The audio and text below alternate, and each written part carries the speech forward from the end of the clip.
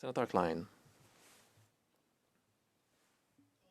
Chers collègues, je prends la parole pour rendre hommage à la sénatrice Renée Dupuis. Au Sénat, sur notre scène politique, elle a suivi un principe important du théâtre, nous laisser sur notre faim. L'un des grands moments de la sénatrice Dupuis s'est produit il y a quelques semaines. Lors d'un débat, elle a rappelé à notre Assemblée qu'autrefois, il n'y avait pas de femmes au Sénat. Elle a dit, et je cite, « Eh bien, il y a des femmes ici maintenant, et elles ne vont pas s'en aller. Elles vont rester ici et continuer à se battre, y compris pour leurs petites filles, comme la mienne. » Fin de la citation.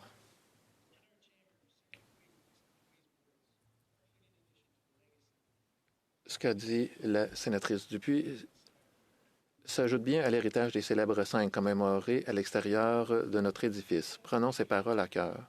Aujourd'hui, rendons également hommage à son incroyable travail législatif.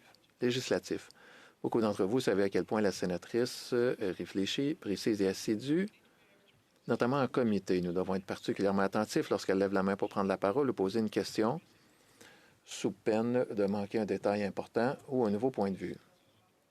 La sénatrice Dupuis est également humble. Il est peut-être méconnu que la sénatrice Dupuis était une championne de la réconciliation, bien avant que les Canadiens n'entendent les appels à l'action de la Comité Vérité-Réconciliation. Avant d'arriver dans cet endroit, la sénatrice Dupuis a été pendant des décennies conseillère juridique et consultante pour les organisations des Premières Nations dans la négociation de revendications globales tripartites et des questions constitutionnelles. De 2003 à 2009, elle a été commissaire en chef de la Commission des revendications des Indiens. On l'a entendu et tenté de résoudre de nombreux cas.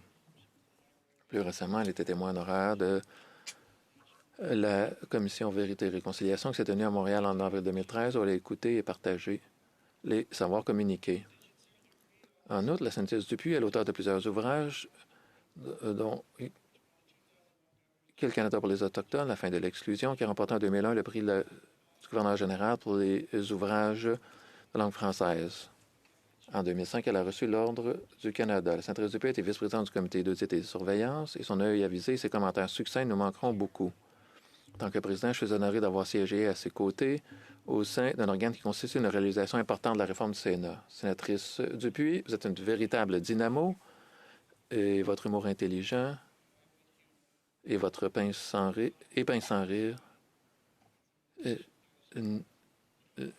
Bon, quand on regarde qui sourit, on comprend qui sont assez intelligents pour comprendre ce qui vient d'être dit. Bon, regardons tous ceux qui veulent paraître intelligents ici. Sénatrice Dupuis, vous avez été une excellente conseillère et amie. Il était facile de vous parler et je vous remercie beaucoup. Souhaitons à la sénatrice Dupuis le meilleur pour l'avenir.